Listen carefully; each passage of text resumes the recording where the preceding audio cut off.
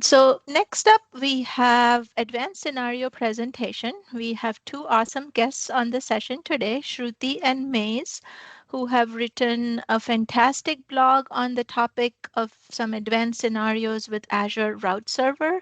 And we are going to bring this article to life and hear directly from Shruthi and Maze. And for those of you who don't know, Shruti and Maze are networking SMEs and networking global black belts. So great to have you, both of you, Shruti and Maze. And with that, I would let you introduce yourself. Hi, everybody. My name is Shruthi, and I am a solution engineer focusing on infrastructure. I've been with Microsoft for about 9 years, and I'm excited to be here presenting.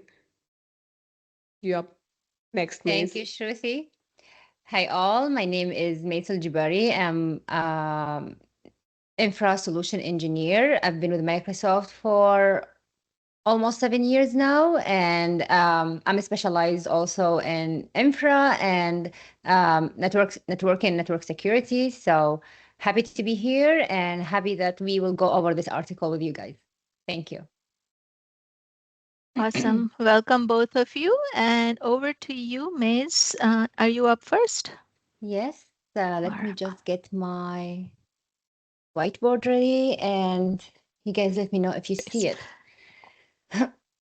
Okay, so I want to start like why Shruti and I came up with this article and what we were trying to solve. So I'll start first with what the article is. We were discussing how to do dynamic inter-hub connectivity within Azure. And I will first touch base on what are, let's say, the uh, things that customer comes to us and trying to solve and why we came up with the solution that we came up with. So as we know in Azure, to build your network, you will have VNET, virtual networks that represent your VLAN or represent your network that you will build your workload on top of it. So usually how the customer would do it, and especially today, I'm just talking, or let's say Shruti and I, just talking hub and spoke, because when we talk virtual WAN, this solution doesn't apply because it will have its own by default solution for inter-hub connectivity. So for hub and spoke, usually what the customer would do, they will have a hub network, a hub virtual network, which is where most of the shared services or all shared services will be deployed at. And for this example here is where I will have my gateway, we called Express Route Gateway, to connect me to on-prem. Express Route here that we used is like a physical link or fiber link that connects on-prem to Azure. So this is my hub. And on top of my hub, I will have spokes. Spokes are nothing but another VNets where I will host my workload. And usually the customer, if they are following best practice in landing zone, they will have VNets boundaries based on either the workload and its dependencies, they will have them in one VNets, or because they will have workload here that kind of share the same security boundaries. So they will have Spoke 1, Spoke 2, Spoke 3, Spoke 4 in the other regions. I will mimic same deployment in region 1 and region 2. And how the customer would have connectivity to on-prem in this case is they will have this VNet peering from both spokes to the hub VNet and utilize the gateway that's deployed in the hub VNet. And that's why we are saying it's like host most of the shared services. However, if my spoke 2 wants to talk to spoke 1, I mean, when I do this peering and do like use remote gateway, as you see here as an option in the peering enabled, what that will give me is that I can go from spoke down to on-prem and from on-prem up to the spoke, let's say, and up to the hub. However, that doesn't mean now when I have this peering, I can go like this. I cannot go natively between spoke 1 and spoke 2 or natively between spoke 1 and inter-region other spokes or even to the other hub. That's not provided by default. Customer, to some point, we're doing some workaround, which is we don't really recommend. For example, if they want spoke 1 and spoke 2 to talk to each other, without doing direct peering with them between the spokes, because this is the native way to have a spoke 1 to spoke 2 to talk to each other, is I will direct peer them. But they don't want to do that because it's the hassle of peering everything, meshing everything. It can get complex, even though now we have new tools that can simplify that. However, the customer, what they were doing, they were kind of like sending some summarized route or catch-all supernet to attract the traffic to go to the express route circuit down here and go back up this way. This is not recommended for two reasons. First, you are adding latency because you are leaving the data center where your spokes or VNet and workload is deployed, going all the way to the peering location where the express route is there. So if you have application or workload sensitive to latency, this won't help. Second, you're adding extra load on the gateway here and also on the express route that was not designed to do. So this type of workaround is not recommended. This is for inter-region, within the same region, let's say connectivity. And up until recently, I think maybe last year or beginning of this year, I don't recall now, some customer were also relying on this bow tie configuration. What is bow tie doing for express route is that I'm trying to make sure when my local circuit goes to my local hub is down, I need to make sure I can utilize other circuit I have to my other region, and I can also like not being a single point of failure when my local circuit is down, I can utilize my other circuit. So this is what we call a bow tie. So if my local circuit is down, I will just go like this to the other region circuit and go to my on-prem. Until recently, when you do this configuration, all those prefixes here will be learned this path. So spoke 1 can go to spoke 3 like this. And also, this is not recommended because you're adding latency, you're going all the way to the peering location. Plus, we're adding the same concept here. We are adding extra pressure on the gateway where it can hit the limits so easily because it's not designed to take traffic from both Azure and as well as on-prem. So these two workaround doesn't work, and we have seen multiple customers coming back saying, okay, how can we solve this? So what we have been seeing in most customer scenarios is that they don't like things to talk freely to each other, right? Because this is not a security best practice. What they have been doing is that they want to inspect east-west traffic because, as we mentioned earlier, most of the VNETs are built based on, or let's say most of the use cases based on security boundaries. So they don't want spoke 2 to talk to spoke 1 without being inspected first. Plus, it's not only an inspection device here or NVA, network virtual appliance, it will act as your centralized logging place where you can look at what type of traffic is going on in my network. And you see me here have a firewall, Azure firewall icon, and also a Palo Alto, or it can be any other network virtual appliance, Checkpoint, Cisco, anything that you choose.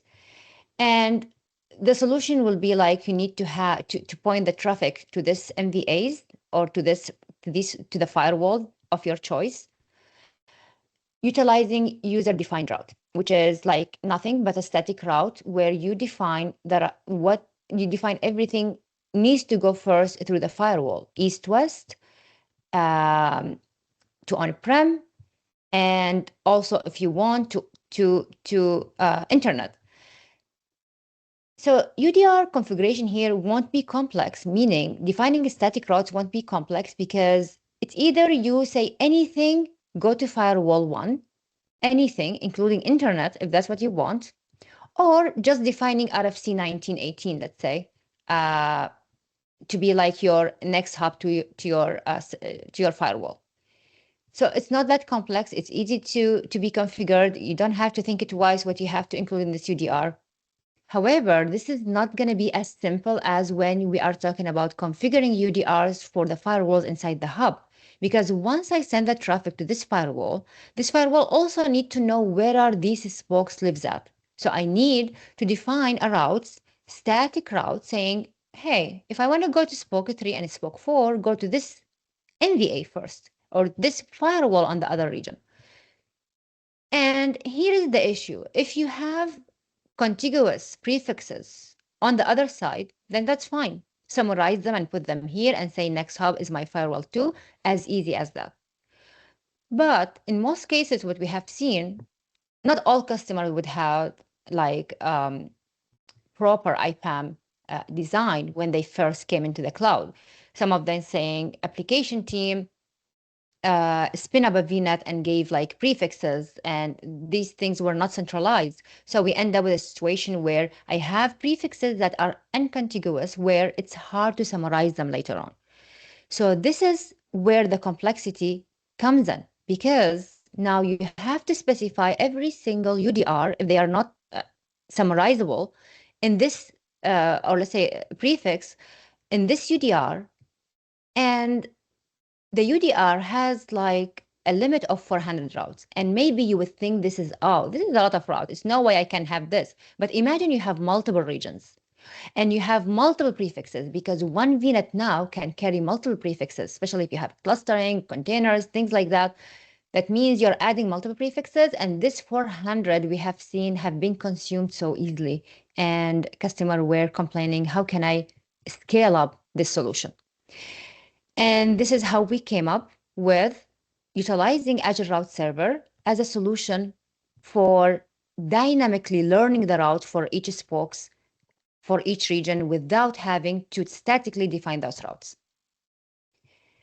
Before moving or deep diving into the solution, I want to hear if there is any questions. And so, Maze, I just wanted to highlight one other thing here is that for the spoke to the on-prem traffic, you would also need UDRs on the gateway subnet. So in addition to the firewall UDR that you mentioned, so that's also kind of an operational overhead of maintaining it in that place as well. Very, very good point, Nihali. And yeah, I missed mentioning this. So for on-prem, as we said, first from the spoke, we're sending everything to the firewall. And that's happening because we have propagate gateway routes set to false, meaning I'm not learning anything this gateway is learning, but at the same time, because of this, I'm sending my routes down to on-prem. So on-prem knows how to go to me. So I'm doing this to make my UDR easy to configure in terms of which prefixes I would do. Otherwise, I would learn every single prefix from on-prem, and I have to define them one by one to force them first to go to the firewall.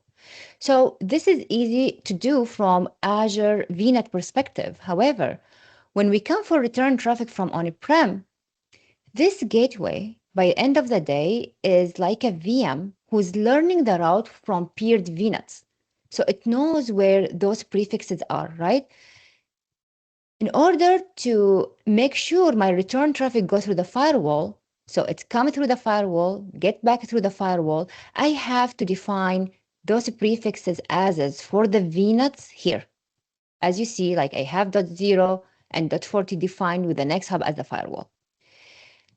So this is something also I will touch base on in my solution, but this will be more solved when Shruthi will talk about our second scenario to avoid having this complexity on the UDR. We're defining every single VNet with the next hub as the firewall in the hub.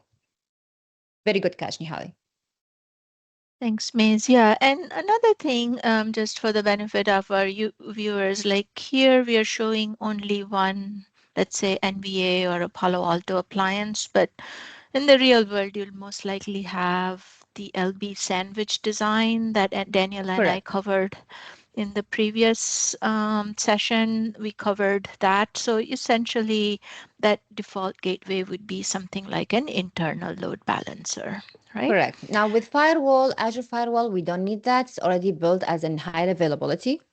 But when we are talking about, as you said, for Palo, for Cisco, for Checkpoint, for any other NVAs, you will have, as you said, a load balancer with VMs behind it for high availability. This is just for simplifying, explanation, clarifying routing. But yes, that should be usual all the time, a load balancer, and behind it, the NVAs. And the weight that you have over here, so weight of 100, so that's to prefer the local circuit, and the Mhm. default is 0, right? So the Correct. higher is better. Is that how this is done? Yes. So why the higher here is because we want to make sure what we did here, we did what we call the bow tie, right? Mhm, So mhm. in this bow tie, I'm trying to make sure when my local circuit is down, I will have also the other region circuit in a place where I can utilize it to go to on-prem. So I'm not totally down. I'm just maybe not taking the optimal path when I'm going to the other region. However, at least this is way better than I'm being completely down and disconnected from on-prem. So what we do, because if you just have these circuits as is without playing with the weight, I'm connecting to this circuit, and this circuit, that means I will ECMP. I might go this path and also might go this path when my local circuit up and running. So I have to prefer my local circuit when it's up and running and only fail over to this one when my local circuit is down. So that's why the weight. And as you mentioned, those weights configuration comes equals, which is set to 0. And if you want to play with it, just make it a little bit higher. Here I used 100. It can be just 1 and this is 0. It doesn't matter. But this is just like, to show this is higher than the normal by default weight configuration as 0. Awesome. Yeah, thanks, Mace. Okay, now we will go to the scenario 1, where we're trying to solve inter-region connectivity dynamically. And in this scenario, we'll have a route server and NVA, which is here, is Palo Alto, in the same, or let's say coexist in the hub VNet. And we'll see what the consideration here and how the traffic will be flowing once we introduce ARS. Now, first, what ARS is? Azure Route Server is like acting as a route reflector. It can BGP peer with the MVAs, and this is the only way that you can influence it to advertise route or to, let's say, trying to inject some routes from outside the Azure VNet, for example, for SD-WAN deployment. If you have SD-WAN, you can have your MVAs BGP peer to the ARS to advertise this route. That was like maybe the first thing we took ARS, or we came up with ARS. But also here today, how we will use it, we want to simplify this inter-region connectivity where we don't want to use UDRs to on the firewalls or on the hub, on the firewall in each hub. So what we will do, we'll have a route server inside each hub. And we will have, for example, let's say I'm in region 1, right? I want region 1 to learn the prefixes from region 2. What will I do? I will BGP peer my firewall 2 to the ARS1, and I will also BGP peer my firewall 2 to ARS2. And I will explain why we need these two BGP peerings. Before that, I want to mention in this solution, Azure Firewall doesn't fit here because it doesn't talk BGP yet. And as I mentioned, ARS only talk BGP. So the way to utilize ARS is that you need something to talk BGP to advertise routes. So we will peer the ARS2 local 1 to firewall 2, and firewall 2 also peer with ARS1 here. What will that achieve? ARS, when you deploy it, by default, it will be learning SPOC 4 and SPOC 3, and it will also learn on-prem, but I'm not going to focus on this right now. I will focus for inter-region connectivity in Azure. So it learns SPOC 3, SPOC 4, and once I have BGP peering to firewall 2, through BGP peering, firewall 2 now also learning SPOC 3 and SPOC 4, right? So I don't have to define anything statically at the operating system of the firewall or anywhere. Then my firewall 2 also peer with ARS1. So the spokes prefixes will be learned at the ARS1. There is one catch here before we assume ARS1 will learn by default, is that firewall 2 need to do AS override. Why? Because once you deploy ARSs, it's by default will have this ASN 655.15, 655.15, which is It's not something that you can change. So in order to make sure those re-advertise route from this router here, ARS, that has ASN number same as this one, we need to do AS override. Otherwise, BGP loop prevention will kick in, and this router, this ARS will drop spoke 3 and spoke 4 learn this path. So let's say we have done this, we have done AS override here, and those spokes prefixes have been learned at ARS1. ARS1 will inject 192.168.2 and .50 at the firewall NIC, Azure firewall NIC, let's say, with the next hub as firewall 2, which is what we want, something similar to what we have configured here, right? We had like, okay, we did a UDR here to configure that, but now ARS will do this for me. I don't have to do anything. I just peered my firewall here, and I peered my firewall 2 to ARS1, and it will inject those prefixes with the next hub as firewall 2. So when traffic comes in from spoke 1 and spoke 2, firewall 1 already knows where these spokes are and will just send it to the firewall 2 here. One thing I want to mention is that you have noticed that we haven't changed the setup here, right? I still have a UDR pointed to my firewall 1 in both spokes or any other spokes that you will add here. And why is that?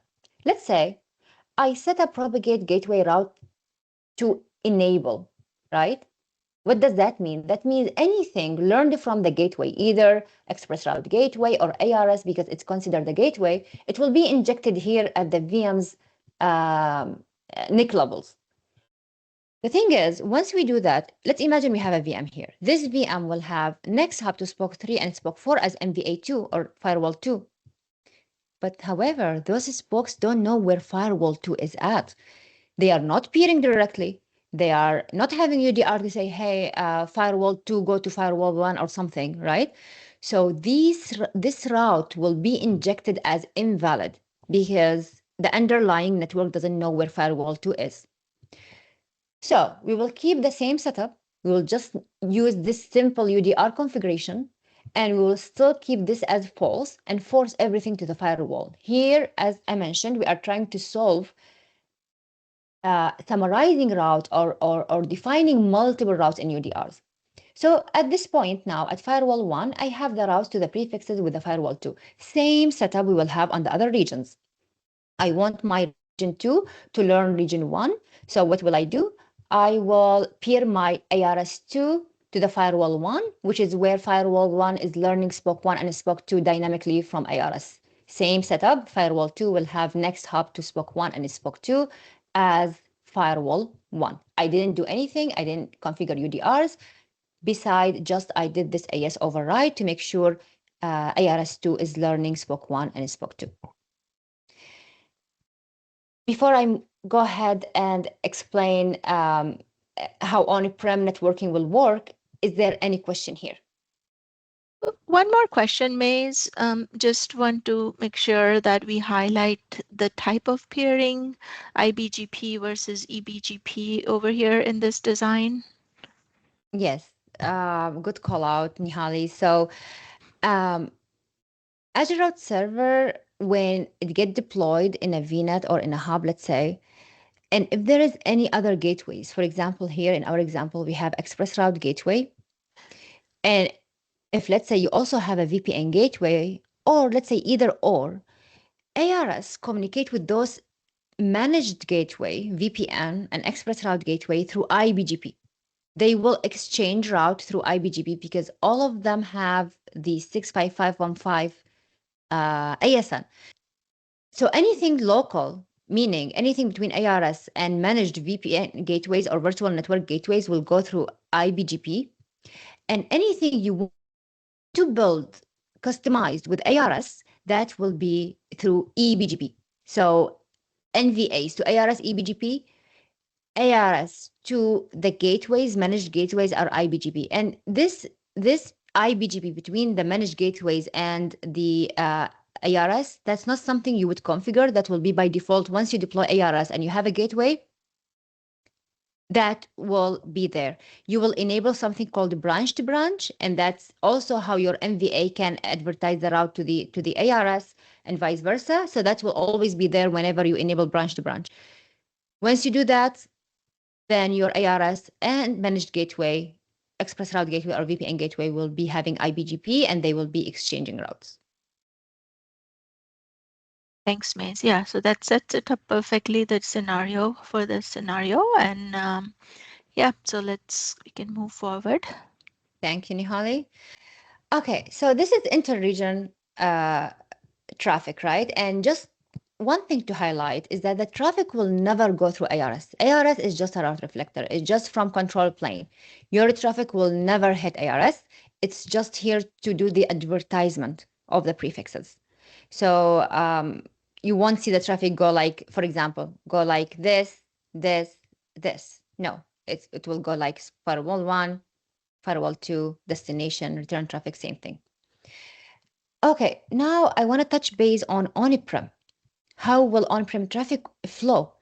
Again, we have a UDR here saying everything needs to go to firewall 1, including on-prem, because I set propagate gateway route to false. So traffic will flow to firewall 1. Firewall 1 will know next hub as local circuit because we have higher weight here. So we didn't even, the route won't even injected for 2 next hub, just 1 because we preferred local. It will go here, go to the express route, and goes down to on-prem. As simple as that, just like before. One thing I want to mention is that in bow tie design, what will happen? Spoke 1 and Spoke 2, even though they are coming from local region and also coming because of this connection here, from your on-prem perspective, they will see them both only with one ASN, which is 12076. So on-prem, we'll see Spoke 1 and Spoke 2 coming from local circuits and also coming from inter-region circuits, so they need to make sure they are taking optimal path back up to Azure. Now, from on-prem perspective, how the traffic get back to Azure, right? Traffic will ride over Express Route 1 here. However, as we mentioned, Express Route 1 now is learning the prefixes from the spokes directly from the gateway, because the gateway we have on the gateway, the gateway will be advertising the route to express route circuit because we have VNET peering with use remote gateway enabled. So that gateway will be sending those prefixes as is to the express route circuit. But at the same time, because of what we have done here, it will be learned also this path. Let me explain more here. So as we see, this is the Gateway 1 advertisement for Spoke 1 and Spoke 2. We see that it's advertising the hub prefix, Spoke 2 and Spoke 1 prefixes, .0 and .40/24s. So as we see here also, because of the BGP peering relation between ARS1, Firewall 1, ARS2, because this is how we advertise Spoke 1 and Spoke 2 to the other region. And as I mentioned earlier, ARS2 or ARS in general will do BGP relationship with the gateways. This is by default. This is not something you configure. This is there once you deploy ARS. So that means I have other advertisement this path to the circuit. So which path the circuit would take to go back to on-prem? I will have prefixes come from gateway 1, and I have it also coming from gateway 2, as we see here, right? And that is actually won't be an issue because of the fact that when we advertised Spoke 1 and Spoke 2 to ARS2 here, we had to do AS override in order to have them injected. So they will come here with longer AS path, the ones that coming through gateway 2. So we see that we did AS override with 65001, which is the firewall 1 ASN, plus the gateway ASN. So we will have 3 ASNs or 3 ASNs in the AS path versus one that came directly from the gateway. So now we know the traffic will go to the express route circuit, take this path instead of this for sure. And the gateway, just like before, will have a UDR to say, actually, to go back to spoke 1 and spoke 2, I have to define them in precise. Otherwise, the traffic will bypass the firewall and go directly to the spoke 2 or spoke 1. And that means return traffic will be broken and blocked. And this is something that Shruthi will highlight later in our second scenario. And that's why we came up with a second scenario plus some other considerations. Okay, I hope this is clear. Please let me know if there is any ambiguity or if there is any question. Yeah, so Maze, do you want to go over maybe the difference between OS level routes and NIC level routes? Perfect. That's a good question. So, for example, I will give you an example here. What's OS versus NIC level routing or next hop, let's say. For example, firewall here, firewall 1, same thing applies to firewall 2. Firewall 1 is learning only prefixes from different paths. So, for example, it will learn it from this ARS1, right? Because of this BGP peering, I'm talking about the operating system level. And also, it will learn it from ARS2 because of this peering we have here. So the OS will see 4 equal paths for the on-prem. Will it do ECMP? No, because eventually the firewall operating system will send the traffic to the NIC here, where the NIC has the best route to on-prem, because the gateway, or let's say the ARS, has injected that the next hop to on-prem is actually the local circuit based on this weight. And I'm saying ARS injected here is not ARS because of BGP peering or anything, but once you have Express Route Gateway and ARS, in this VNET, the SDN agent that will be responsible to injecting the route is the ARS. In short, when you come to the NIC level here, to the NIC level routing, Azure NIC level routing on the VM, not at the operating system, you will see the next hub is your local circuit. So even though you are seeing here like 4 equal paths to on-prem, that doesn't mean you will be ECMPing, because you will send the traffic out of that NIC, which is that NIC seeing the next hub is my local circuit, not like ending up going to the other circuit as well. In our blog, you will see it, how the operating system will see the next hops, and how is the NIC effective route is the one who's making the decision to send the traffic to the next hub, the actual next hub. Yeah, that's exactly what I was going to say, that the blog does have a very nice screen capture of the OS level routes. Okay, perfect. Okay, so now let's just go over the final traffic flow and how it looks like. So let's say I have spoke 1 trying to communicate with spoke 3, because I have a UDR pointing everything to the my local firewall. Traffic will go like this, and then from firewall 1, because we have next hub injected as firewall 2 for spoke 3, it will go like this directly over private peering, VNet peering, firewall 2 to spoke 3, return traffic the same path, right? And you notice that we bypass ARS. ARS won't be in the path. This is just for advertising the prefixes. If I want my on-prem to communicate with Azure VNets, let's assume spoke 2 is initiating the traffic, for example, let's say. So traffic will go through the firewall 1, again, because of the UDR, and firewall will send it directly to the router. And then from our edge router or our circuits down to on-prem, return traffic comes to the circuits, hit the gateway, go to the firewall, and then back up to spoke 2. And if you have noticed that for traffic outbound leaving Azure doesn't hit the gateway, and traffic coming to Azure will hit the gateway.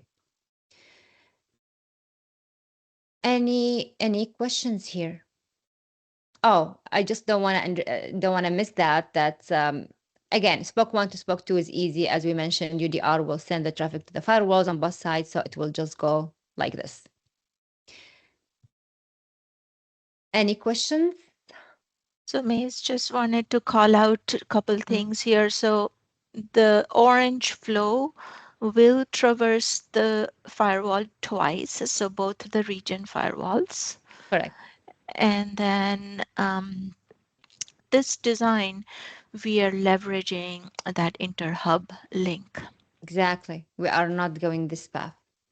And one thing I want to mention, which is a great call out, Nihali, is until recently, we didn't have a way when we do a bow tie, we didn't have a way to stop the leak of prefixes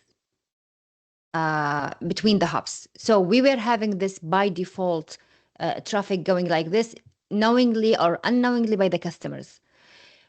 But beginning of, or let's say end of last year, we started blocking that to make sure that the traffic will traverse over our backbone network and it doesn't have to go all the way down to the express route or the edge routers at the peering location and then back up to Azure data centers, let's say. So yeah, in this design, the traffic, of course, is flowing over the VNet peering and it's never going over express route circuit back and forth. Because Right. yeah, we are blocking that option. It's optional. Customer can still enable it, but now whoever deployed the gateway today, it will be disabled by default. If you are a customer who had the gateway for 2-3 years now, that option is there. So if you don't want this behavior of prefix leaking, you need to go ahead at the gateway level and disable it. It will disable it at the gateway level. So any connection won't be able to exchange routes because it will be disabled completely. So in this design, just kind of wanting to set it up, maybe Shruti is going to cover it, but is this, if the region scales or if you have more regions, for example, you would have to keep on peering all of your firewalls with the route servers, right? Correct. So here we need to take in consideration that maximum number of BGP peering each route server can support as the time I'm talking today is 8. So you need to take that in consideration when you want to scale up to multiple hubs. Yeah, makes sense. So, or multiple regions, right? Multiple regions, yes. As well in a global deployment. The other thing I want to mention, just to simplifying, for simplify, explain the scenario here and the traffic flows and everything, we had like we are showing one single firewall, right? But in let's say practical design or a real world design, right? You will end up having 2 firewalls, and you will have an ILB in front of them for high availability. And when you do the BGP peering with the route server, you will say when you peer between, let's say, firewall 1 here, firewall 2 here, which is in this case will be in the same region. When you do the BGP peering to the ARS, you will say actually make the next hub as the ILB IP, not me. This way, we can make sure traffic will traverse ILB back and forth, because also here you will be pointing to the ILB instead of the firewall, and return traffic will also hit the ILB to maintain traffic symmetry and goes back to the same firewall because of that sticky session that will be applied at the ILB. So just make sure that you are going to have it for let's say labbing, you can do one firewall, but for real world scenario, you will have it in HA design. And that's also something mentioned in our takeaways in the blog. Yeah, Now, makes sense. Yeah, the thing is that it's still kind of complex here is this UDR that we apply at the gateway for return traffic from on-prem to the spokes. That's something we cannot change in this design, but Shruti will go over how to avoid that in the next scenario or the next design to simplify deploying prefixes, exact prefixes for the spokes at the gateway to make sure the traffic will go to the right, back to the firewall for traffic symmetry. So this design will still hit the UDR, has the potential to hit the UDR limit at the gateway subnet level.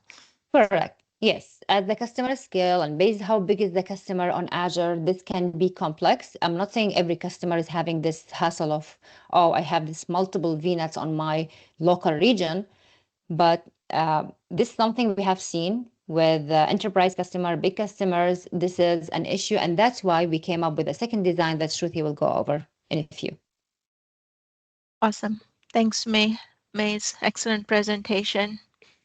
Thank you, Nihali. All yours, Shruti. Thank you, Maze. What I am going to talk about today is the second part of our article or scenario 2. But before I get into what the scenario is, how we implement, let's understand some baseline architecture. Here, what you see is a multi-region cloud architecture. You see 2 hubs connected to spokes in their respective regions. Very similar to what Maze was presenting earlier. And in this case, let's assume we have contiguous ranges, which is great. So you might feel I have hub, I have my spokes connected to it. Then if I need these spokes to talk to through interhub, through other spokes, why would I just not use UDRs? Because, hey, I have contiguous range. I could just add a UDR, summarize it as you see here, a /23, next hop is firewall 1, and just send the traffic through those 2 firewalls, and return traffic follows the same path because of the UDRs. Yes, absolutely, you can do that. But let's understand from a few customer scenarios that I have seen in my experience what the challenges are. It is great that you will have spoke-to-spoke connectivity. But if you're looking to do full inspection, all traffic on-prem, interhub, everything is inspected, you have to remember that you'll also need to put UDRs on the gateway subnet. And since these spokes are directly connected to the hub, you will need to put each spoke prefix in that UDR with next hop as the firewall. Now, this might look fine to you. You'd say, okay, that's fine. We understand that. But when does it become a challenge? When you have multiple spokes, your environment, its Azure environment is growing, and you have to manage all those UDRs. First is managing those UDRs. Second is also there is a limit of 400 prefixes on the UDR, which you would quickly hit if your environment continues to grow. That's one limit. Yes, you are still fine on the firewall because there you can summarize and put the prefix. But gateway subnet, still at risk. What are some other challenges? What if you wanted to go over 500 prefixes, right? Now you'll want, let's say 500 is still fine, but let's say you wanted to go close to 1,000 prefixes or 1,000 VNets, let's say, right? With AVNM today, you can achieve that. You can have, just calling it out, AVNM is Azure Virtual Network Manager. You can use Azure Virtual Network Manager for additional VNet peering. So today, if you all know, the limit is 500 VNet peering if you're just using a hub and spoke architecture, but using AVNM, you can go up to 1,000. But if you go up to 1,000 VNets, there are the challenges in this architecture with that. Now you have VNets, but you have to remember Express Route still has a limit where the routes advertised from Azure to on-prem cannot be over 1K prefixes. So meaning your VNet peerings are increasing, but you are still limited that you can only have 1K prefixes advertised from Azure to on-prem. This will limit your ability to create those 1,000 VNet peering, because when we say 1,000, you also have additional prefixes, right? You also have hub prefixes, and even within the VNet, it might not be a single address prefix. You might have multiple address prefixes. So very quickly and easily, you can go over 1K. So how would you design a large-scale architecture if you know that you are susceptible to hitting those limits of 400 prefixes or 1K prefixes advertisement down to through ER? Because today you cannot summarize these prefixes in this architecture and they will be advertised as this. So if you don't have, sorry, stop. So I'll just take a pause here for any questions before I move to the solution. So Shruti, not a question, but maybe you could highlight why that UDR that you have in the gateway subnet, if you kind of summarize it, make it a /23, why that wouldn't work. Absolutely. So think of gateway subnet. It's very similar to a compute machine sitting here, right, in the hub. So anything that is advertised or through VNet peered, it is programmed as its directly connected route. So the gateway is already learning the specific /24. So even if you summarized and put a /20, sorry, not this one, right? It will be a /23, these prefixes here. Even if you did that, it would not help because, hey, /23 is The not more specific, more specific, specific, yeah, exactly, okay. more specific route would win. That is the reason it has to be the exact prefix as the spoke. Got it. And Okay. in this design, if you didn't, so it used to be that it would hairpin through the bow tie, right? The traffic, instead of using the VNet peering, it used to be that it would hairpin through the bow tie by default. That's a very, very, very good question. So it is true. That's how it used to be.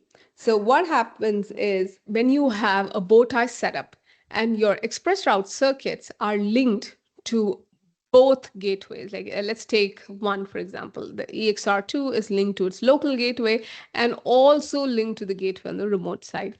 Now, when traditionally we did not have control and all these prefixes would leak. So meaning spoke 3 would learn around spoke 1.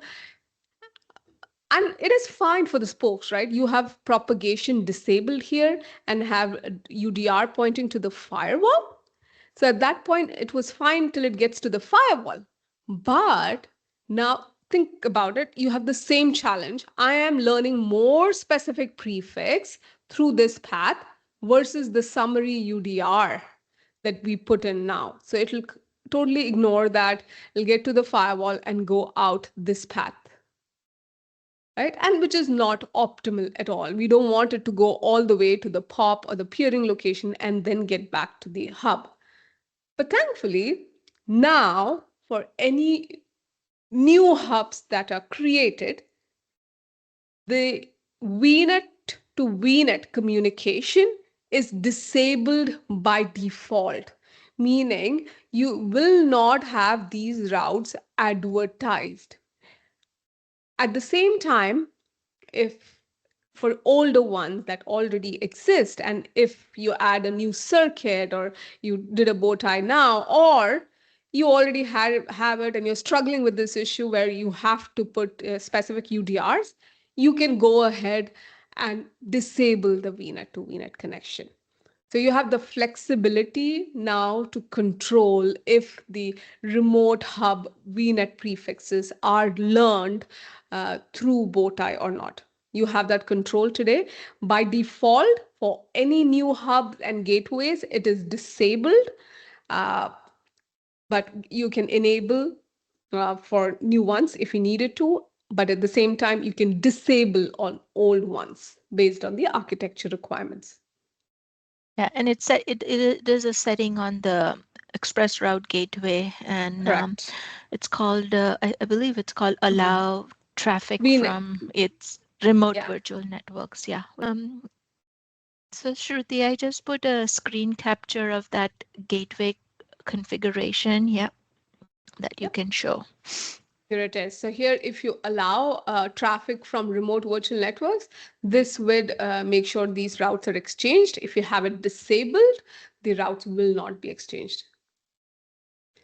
And just so we are Perfect. clear, default configuration for new hubs is that it will be disabled. Unchecked. Yes. Yeah. Perfect. Thanks, Shruti. Good stuff. Thank you.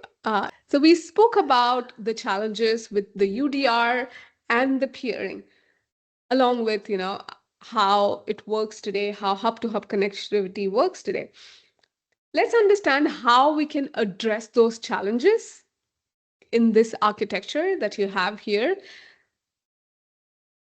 Very similar to the earlier architecture, this is my multi-region design. But if you would observe carefully, what I've done is I have split my firewall and ARS and the gateways in two different VNet. So I still have my hub VNet, which has the gateways and the route server. And I have a transit VNet where the firewall sits, along with the spokes that sit behind the firewall or VNet peer to the firewall. We have to ensure that the transit VNet that is peered to the hub has use remote gateways enabled. Same thing in the other region. Now, let's talk about what we are doing here and what do we achieve. So if you look at this architecture, there are a few additional peerings that you will observe. We now have the transit VNets peer to each other, along with the transit VNets in the remote hubs peer to each other. Along with the VNet peering, we have BGP peering with ARS. So I'm going to take one region at a time. So we have clarity of thoughts. So I have this firewall 2 peered to BGP peered to ARS2, which is its local route server. And I also have this firewall BGP peering to ARS1. Now we will understand what each of this peering is achieving. When firewall 2 BGP peers with ARS1, the idea is this firewall 2 advertises a summary of spoke 3 and spoke 4 prefixes to ARS1. Now keep in mind, the firewall will not learn spoke 3, spoke 4 prefixes on the OS. So it has to be a static entry on the firewall and needs to be advertised to ARS1. Once ARS1 learns those routes, it advertises it back to firewall 1. And once firewall 1 learns those prefixes,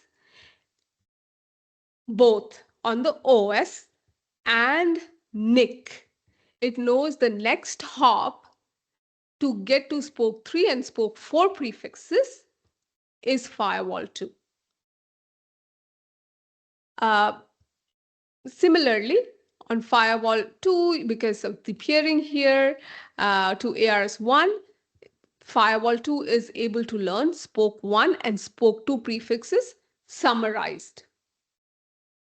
Here, having contiguous ranges helps, because if not, you will end up having to add each of these static ranges statically on the firewall to make sure they get advertised. And that's the idea, right? I'll tell you why. So once you have this peering, once the firewall sees, oh, next hop to get to spoke 3 and spoke 4 summarized prefix is firewall 2. It uses VNET peering, that the direct VNET peering, to get to firewall 2 and then spoke 3. All this hub peerings and BGP peering is doing is ensuring that the routes get programmed on the firewall NICs. Okay, let's talk a little bit about, okay, hub-to-hub connection, we spoke about it. What happened to the peerings and the UDRs? So now you would also see there is a peering between firewall 1 and ARS1. Similarly, there is a BGP peering between firewall 2 and ARS2. What these peerings would do is spoke 3, spoke 4 prefixes from firewall 2 gets advertised to ARS2, which in turn gets advertised to gateways. And spoke 1 and spoke 2 prefix gets advertised to ARS1 and gateway 1, then down to express route. So meaning now gateway 2 already knows spoke 3 and spoke 4 prefixes, and it knows how to get to spoke 3 and spoke 4, because the next hop is its local firewall, which is firewall 2. So the traffic, let's say on-prem, now that it learns the route, it comes to gateway 2, and gateway 2 routes the traffic to firewall 2, spoke 3, and now spoke 3, since we still have our UDR, that is the default route, everything goes back to the firewall. It gets to the firewall and then back to on-prem. Because, hey, we still have our use remote gateways enabled. So firewall still learns all your on-prem prefixes. So this tells you you do not have to put any UDR on the gateway subnet, because through ARS, it is learning the summarized prefixes. And because this spokes is not directly peered to the hub, gateway is not learning the spoke prefix from any other path. So this is the only path that it knows how to get to spoke 3.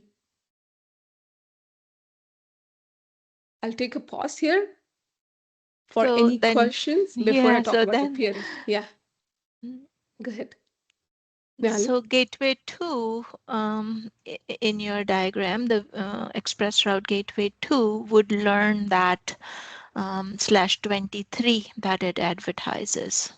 Correct. The /23 that it advertises. You know, I really feel I need to say what it's advertising. Somewhere. Yes. Yeah. So, okay. And that also, because it at that point, it doesn't know the more specific spoke routes. It's learning these /23 from the BGP peering through ARS. Yes. Yes. Okay, perfect. And let's get to another scenario, that another issue that we were talking about, that is VNET peering. Now, with AVNM, what we just spoke about, you can go up to 1,000 prefixes. And what was our concern? Hey, but our express route cannot learn more than 1K prefixes. But with multiple VNets, 1,000 VNet peering, you could go over 1,000 prefixes. How How does this solve that? Because same, you summarize and put the prefixes on the firewall, and the gateway only learns those summarized prefixes, and gateway advertises also only those summarized prefixes. So meaning this solution solved both your concerns, UDR and um, number of routes exceeding due to VNet peering, number increasing.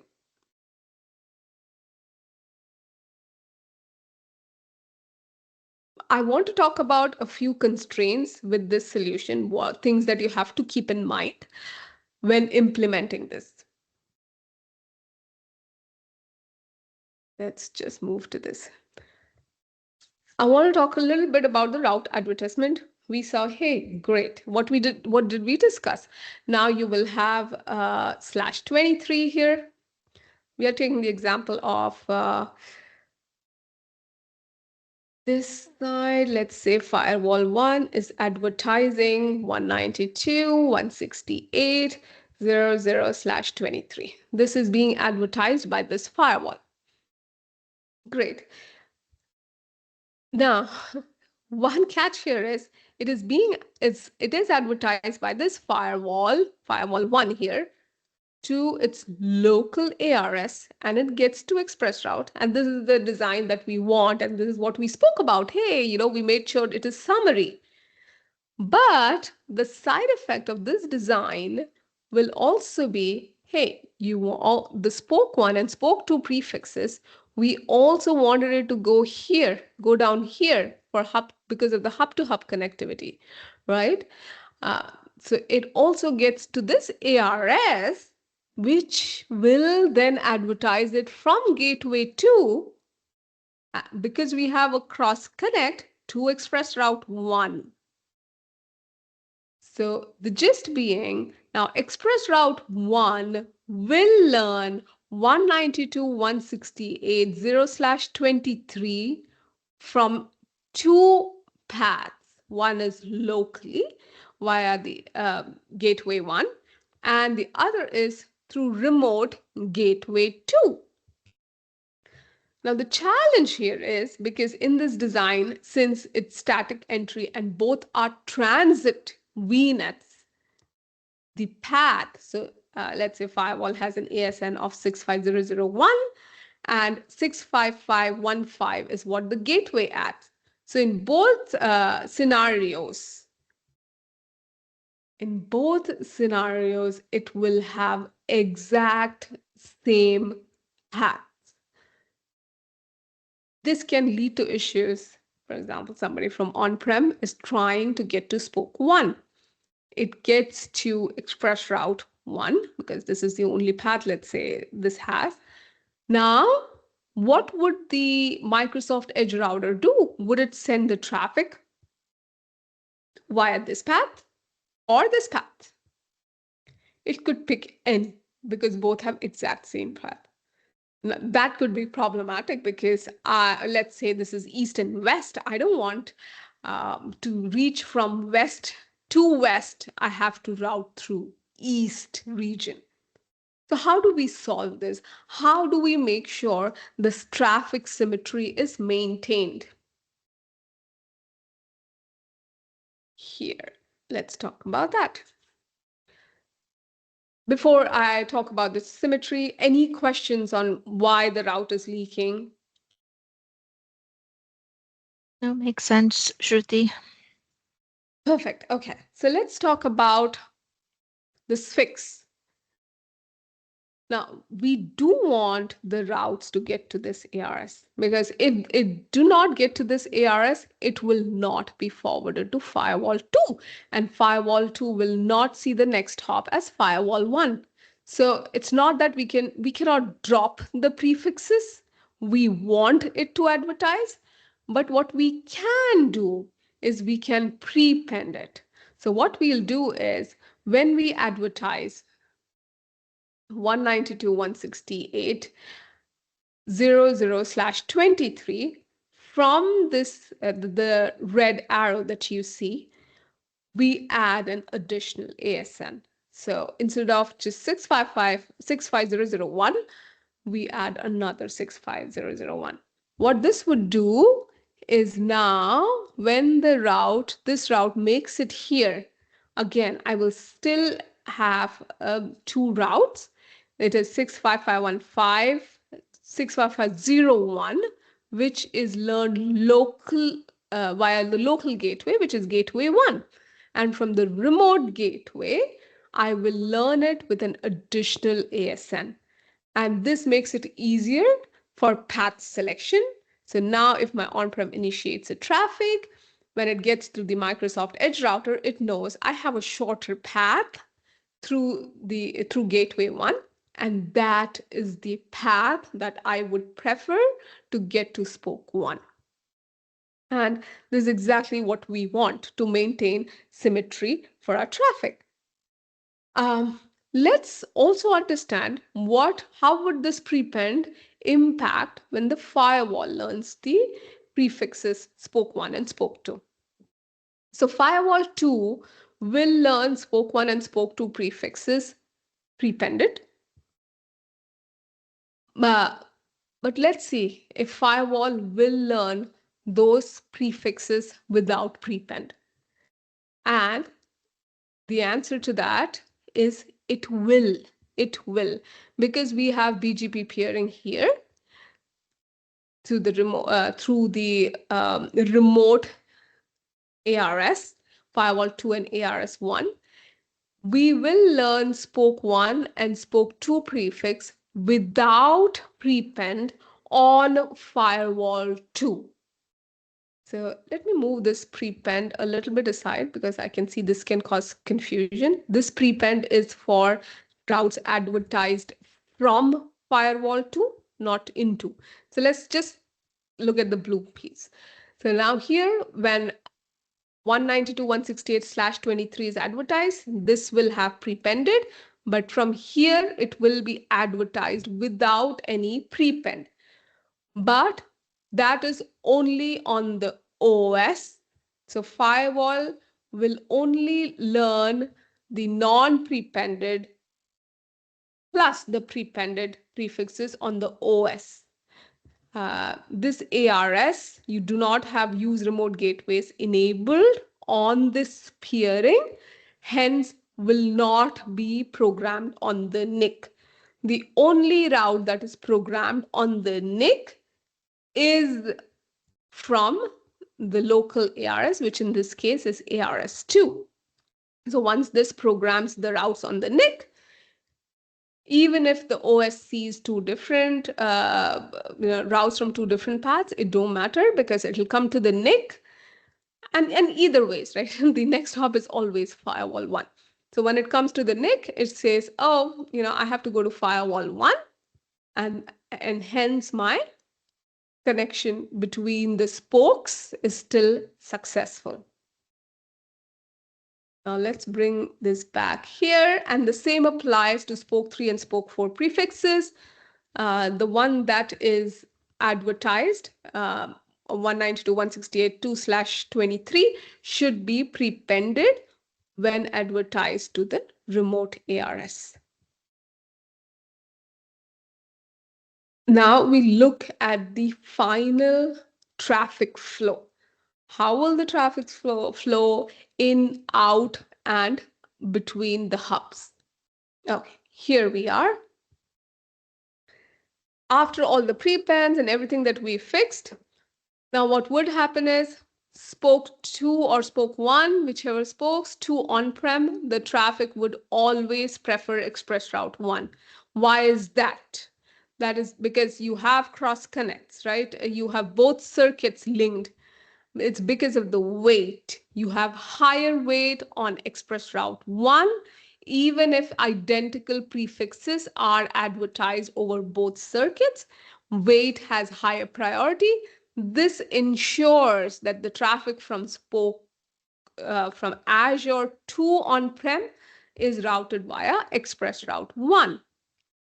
And on-prem has to ensure the traffic to Azure, spoke 1 and spoke 2, is routed via express route 1. Once it gets to the Microsoft Edge router, and as we discussed earlier, the prepends, it will ensure the traffic goes through region 1, gateway 1, back to the spokes, spoke 1 and spoke 2. And as you can see, traffic symmetry is maintained. Now, what happens to between connectivity across hubs?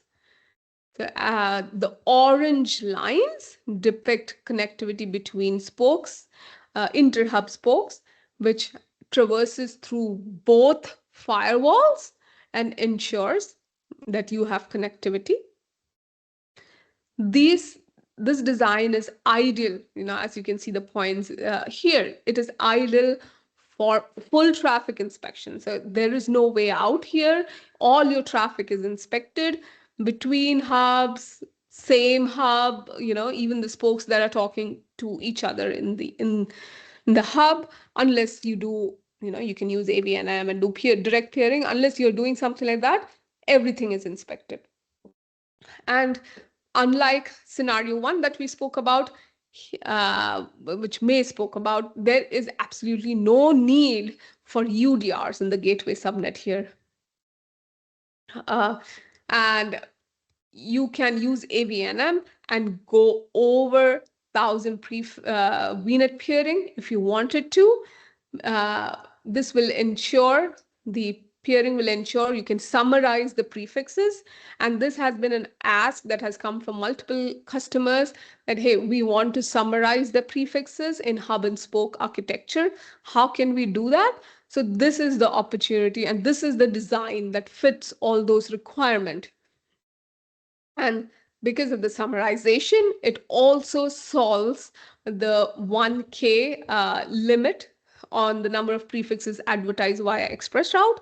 You will not hit the limit if you summarize. One thing to keep in mind, I'm sure this was discussed earlier too, but just calling it out, here you see it's a single firewall, but this symbol only means that you have multiple instances of the firewall. It's like a load balancer sandwich design. And because you will be using a sandwich design, ensure you use next hop IP feature. Next hop IP feature will help you program the next hop as the load balancer, versus because ARS always peers directly with the instances, the Palo instances. So this next hop IP ensures that even if the peering is between instances, the next hop looks like it is the load balancer IP. If you don't do that, you are at a risk of creating asymmetric routing where traffic comes in through one instance and return is through another instance. And you will be at risk of, of your packets being dropped, traffic failing. Now, one thing I want to call out, this design, you cannot use Azure Firewall because it is highly dependent on ARS peerings. And it has to be an appliance that can do BGP peering. So any firewall flavor that is capable of BGP peering, you can achieve this design. I've had a lot of customers who would come back, if I have to take so much effort, I will do 1,000 peerings here, and I will just use UDRs between the firewall, right? Why do I need to do peering here? That just adds complexity. While that is possible, you can add UDRs on these two because you're summarizing. So let's say a /23 here, /23 here, you will still get the same results and you will avoid some BGP peering. But keep in mind, you still need ARS. Here in this design, ARS is not optional. The reason being, if you don't have ARS, you will not be able to advertise the spoke prefixes down to on-prem. So if you want to use UDR, sure, you can for hub to hub, But for on-prem to spoke connectivity, you still need ARS and at least the peering, BGP peering between local ARS and the local firewall. So that is still needed, still critical. Yeah, that's about it. Let me know if there are any questions. Yeah, Shruti, so kind of just for the completeness of the recording, if you go all the way to your on the left, at the beginning where we talk about eBGP versus IBGP peering and kind of comparing the AS override that we had to use in In the Maze's initial design. design, okay, Yes, okay. yeah, maybe talk a Yeah. little bit about that. Yeah, here, okay, that's a great point. So here, the good thing is you don't have to deal anything with the override. The reason is because these prefixes are just advertised directly from here. By the Uh, firewalls. at the firewalls. Now you might say, okay, I'm advertising spoke 3, spoke 4 prefixes, summarized it, sending it to ARS2, goes to firewall 1. Will it not go down to ARS1? You might ask that question. Yeah, it will, but ARS1 will drop it because it has a 65515 in the path, right? So here you don't have to worry about any ASN overrides. This design will just work out of the box as long as all the caveats that I told you about the AS path prepends, you keep that in mind and implement. You don't need to do any override here because this is just between the firewalls. So this was fantastic. This is really very, very useful and very solid design, especially when it comes to multi-region. So thank you for sharing this, Shruti. Thank you, Nehali. So next up, we have Cynthia and David who have planned a fantastic micro hack for this session. They're going to show us various scenarios and how to deploy them programmatically. So welcome again, Cynthia and David. It's a pleasure to have you both on the session. Please go ahead and introduce yourself. Thanks, Nihali. Hi, I'm Cynthia. I'm based in France and I work for Microsoft. I'm a global black belt specialized in Azure networking, and I'm here with David. Hi, David Santiago. I'm a cloud and AI infrastructure architect at Microsoft, working mainly on networking and storage topics, and I daily work with Cynthia. And today, we will present what we did a couple of weeks ago, or months, which is a micro hack on Palo Alto VM series firewalls in Azure. So let me share the screen. So this repo is publicly available, and the idea and the purpose is to provide to you a range of options for deploying firewalls in the cloud. Either you're looking for a simple solution or a more complex setup with high availability, scalability, and so on. So we'll go through multiple scenarios during this presentation, and we will compare also these scenarios. So let's start with the scenario number 1, which is deployment in single instance. Cynthia, can you explain us what is this deployment option, please? Yeah, sure. So in this first scenario, we have a single VM that is deployed with Palo Alto OS. So just like on premises, any Palo Alto deployment comes with 3 interfaces. One that we call LAN, or the trusted NIC in the trusted subnet. Another one for WAN, or the untrusted subnet NIC.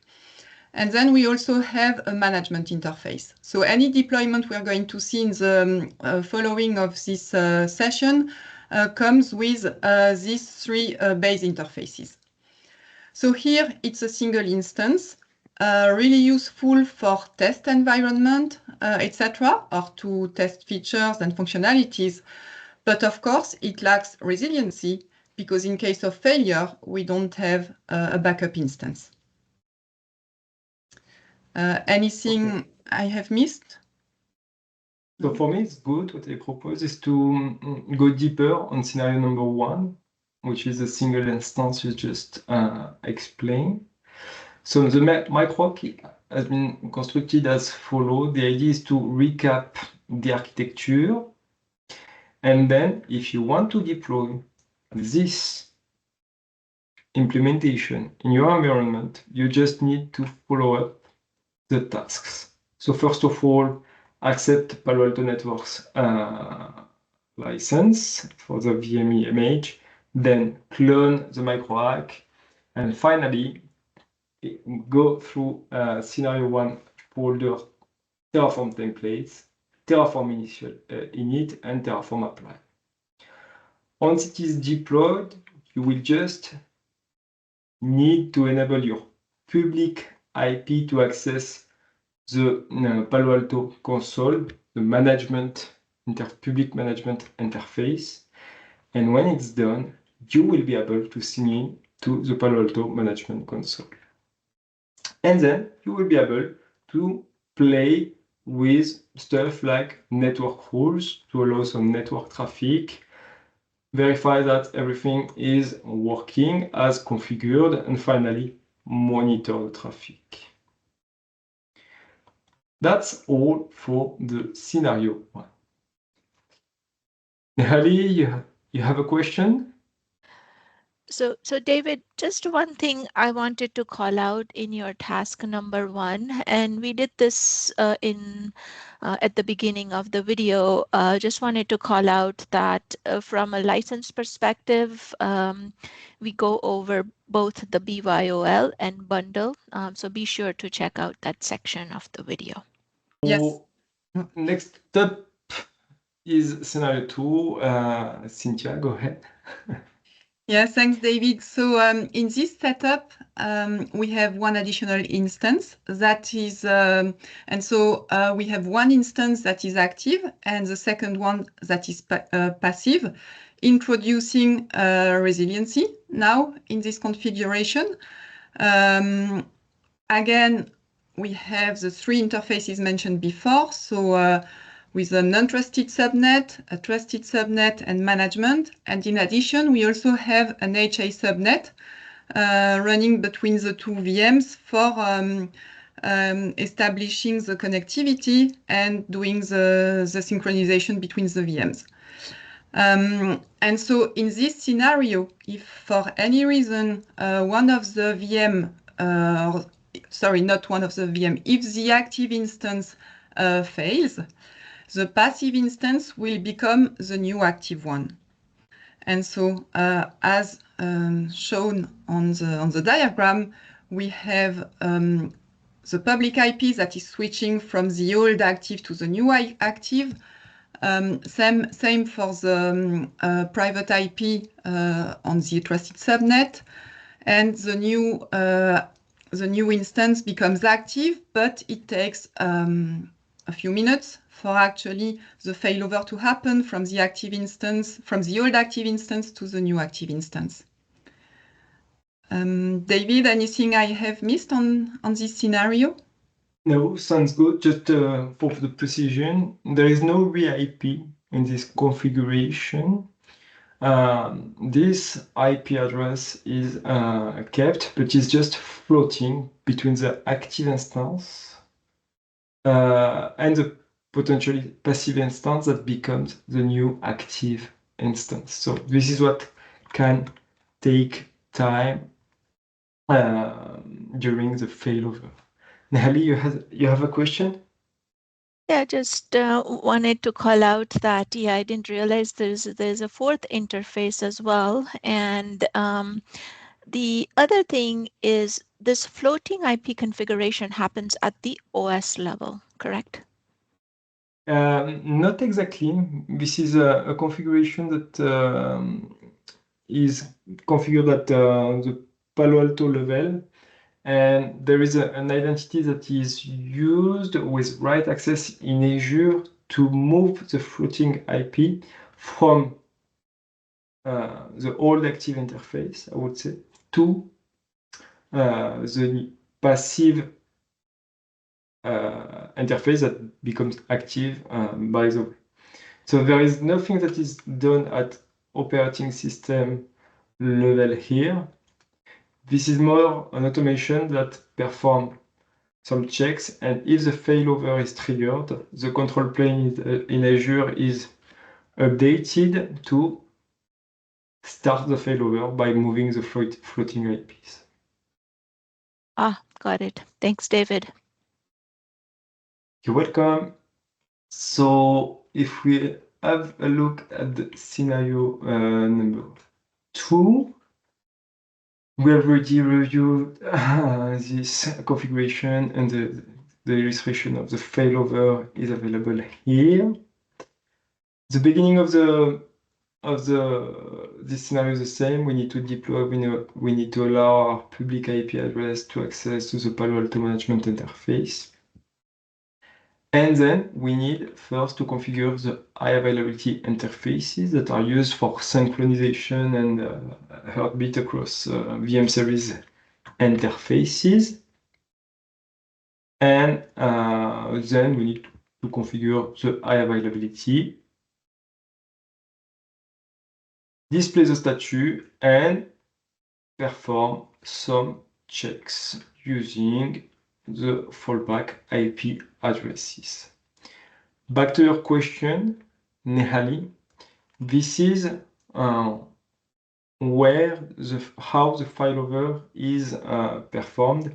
It leverages basically a service principal that is used by Palo Alto in the management interface that we configured here, and will request to Azure control plane to perform the failover in terms of floating NICs from the old network address card to the new one. This is how it's done. This is a module in the administration console. Got it. Thank you. And then it sticks. So once the second VM comes up, it stays as passive then, the old one? Yeah, the old passive is now the new active, and it remains as is. I see. Even after the Yep. the other one comes up. Okay.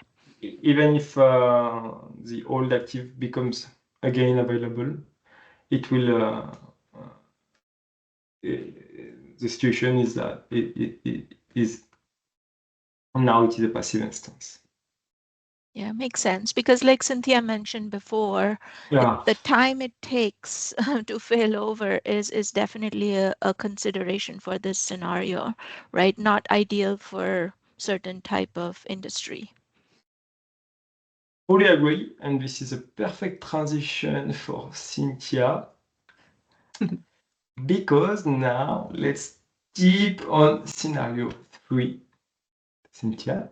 Yeah, thanks, David. So in this scenario, again, we have 2 instances, but this time deployed in active-active type in a sandwich load balancer design. So with an external load balancer on the untrusted subnet and an internal load balancer on the trusted subnet. There's also an NAT gateway, and we'll come to that in a minute.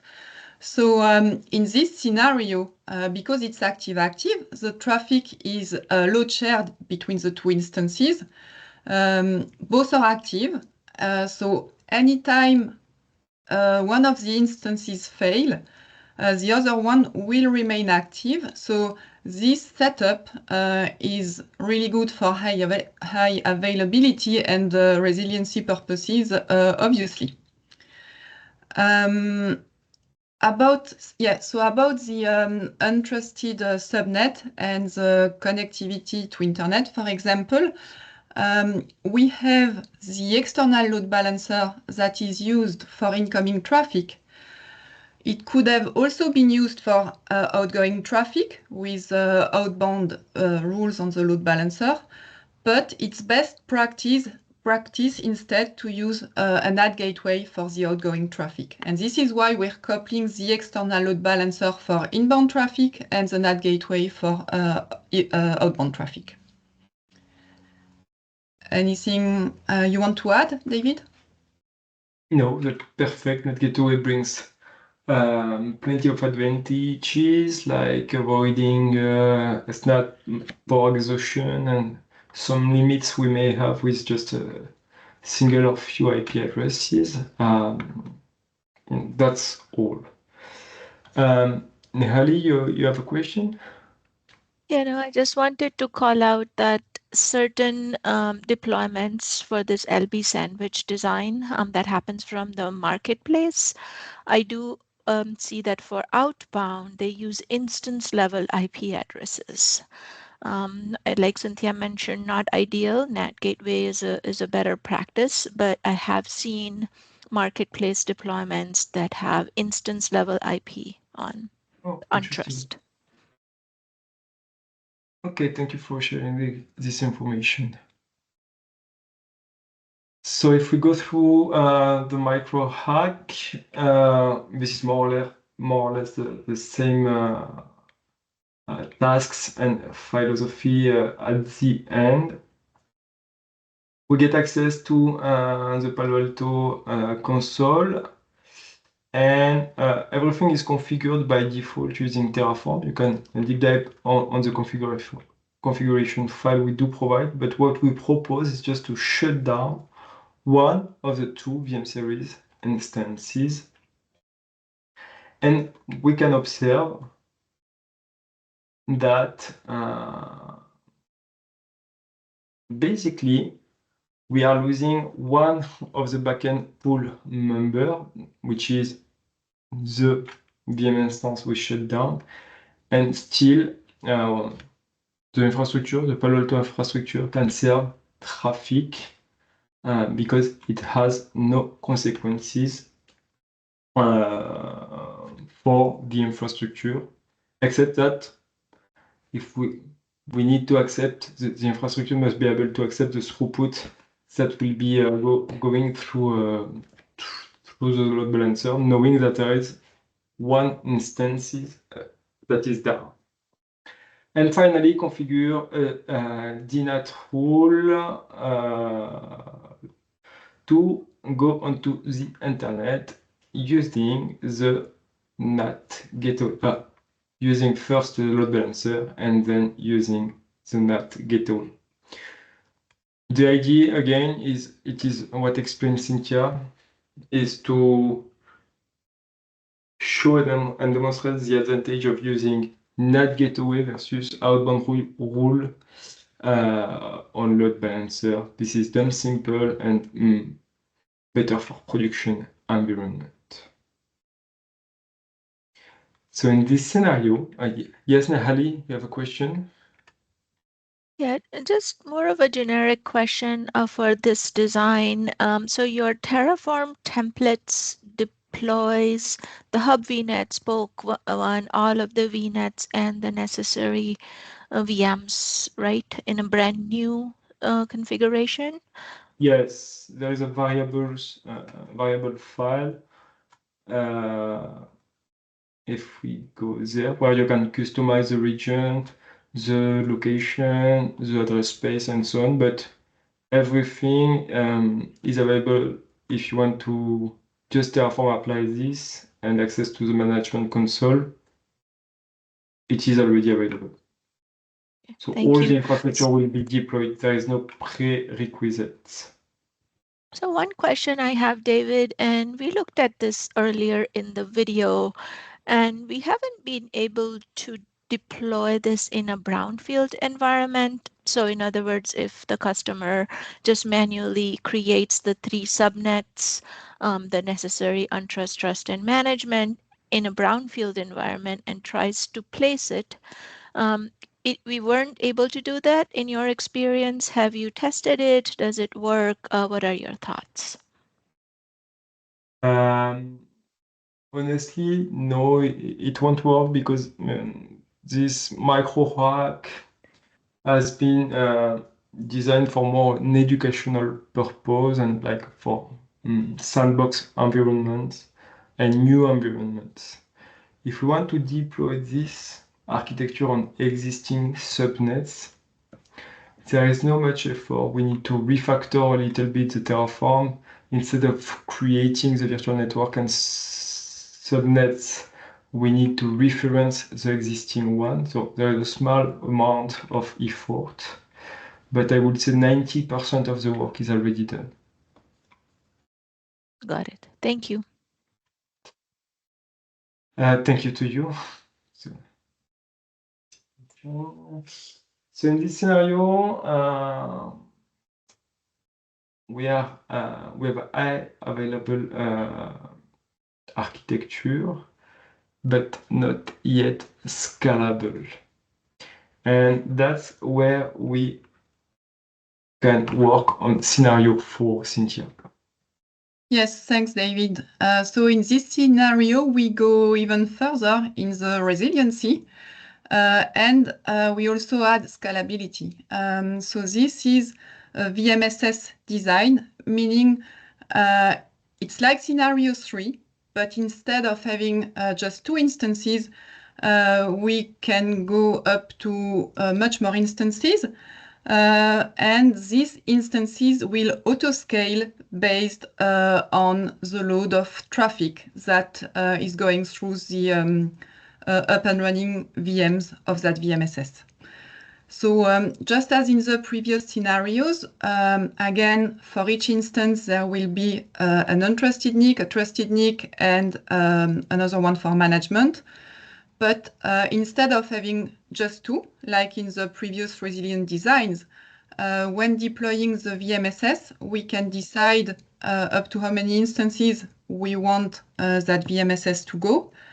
And this is definitely better for, again, higher availability, resiliency, and scalability. I don't think there's anything I have missed. Again, we have the external load balancer and the NAT gateway for anything going to the internet, and the ILBs that will now load balance across multiple instances instead of just 2. David, anything you'd like to add? No, but I think Nahalia have a question. So Cynthia and David, just a quick question, or maybe just kind of for the benefit of our viewers, subnet planning does become important in this scenario, right? Yeah, exactly, because as you see, we can scale up to n instances, and obviously being maxed out by the size of the subnet in which we actually deploy the NICs. So here we have a /28, which is 16 IPs, minus the 5 reserved IPs that leaves space for having up to 11 instances in our scenario. I don't know about the max number of Palo Alto instances we can have, but we have some customers that go up to 10 or even more instances in their deployments. Thanks, Cynthia. Yeah, if we go to the scenario number 4, so still the same for the beginning. The idea here was just to play more with the virtual machine scale set scaling part, where basically we configured this scale set to scale out based on CPU metric. And when we stress the virtual machine, we are able to see that there is more and more and more instances that is added to the virtual machine scale set. Same for scaling. If we reduce the amount of traffic and then the stress on the CPU, we observe that there is no more instances, only a single instance is kept. We started with one, we scale out with 2 instances, and when we stop the stress in terms of network traffic and then CPU instances, it's scaling to 1. So that was the 4th scenario we worked on with Cynthia. So feel free to play with. This is available on GitHub. Feel free to submit pull requests if you have ideas or suggestions. Do not hesitate. And thank you very much. Nehali, you have, yeah, sorry, one more question. So David, real quick, can you go over, maybe I missed it, but how you simulated the CPU increase and the scale out? Okay, so to do that, basically what we do through this scenario is that we will generate a lot of traffic between this virtual machine, Spoke 01, and the Spoke 02 through the load balancer, and obviously through the virtual machine scale set instances. So to perform this network stress test, in the MicroHack, we use a well-known tool that is iPerf between the 2 virtual machines, or the 4, sorry, in this scenario, it depends. And we generate a lot amount of traffic. And what happens is that the single instance at the beginning in the virtual machine scale set, in this single instance, we do observe the CPU that increase above the threshold, and then the virtual machine scale set decides to scale out to 1 additional nodes. So iPerf is one way to do that. We have also SOCPerf that is recommended by Microsoft for doing stress tests. So do not hesitate to play with this kind of tool, iPerf 3, or SOCPerf. These tools are really interesting. Awesome. I love the details. What a fantastic micro hack you guys have created. Really, really appreciate you sharing this with our audience. Thank you very much. Yeah, thanks again for joining, and really appreciate your time today. Thank you. Bye. Bye. Bye-bye. Bye. Have a nice day.